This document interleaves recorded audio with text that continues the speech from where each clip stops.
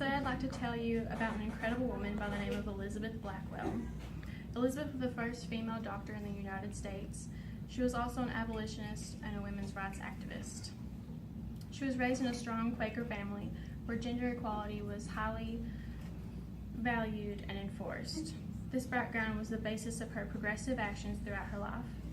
Not many people know about her or the things she achieved, but I hope by the end of this you will.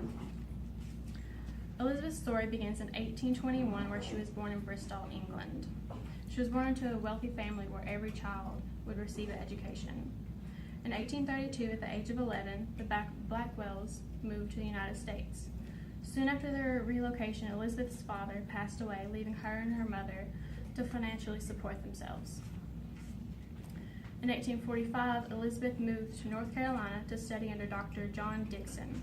This move was incredibly important to her story. She studied medicine in the home of Dr. Dickson because she wasn't allowed to study elsewhere simply because she was a woman. After her studies there, she gained acceptance to Genova Medical College purely by mistake.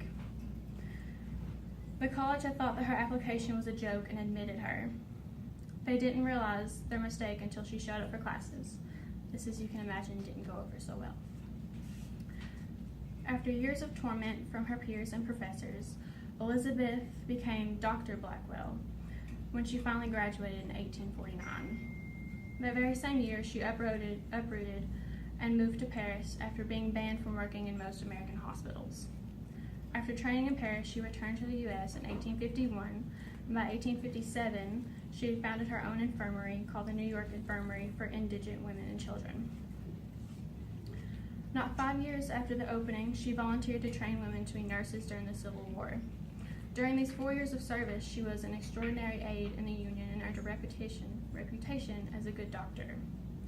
After the war ended, Elizabeth returned back to her hospital and used her good name to open the Women's Medical College at the infirmary.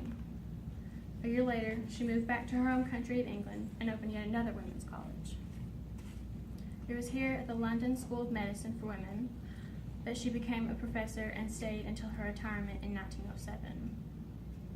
After a lifetime of revolutionary advancements in the name of women, Dr. Elizabeth Blackwell died on May 31st, 1910 at the age of 89.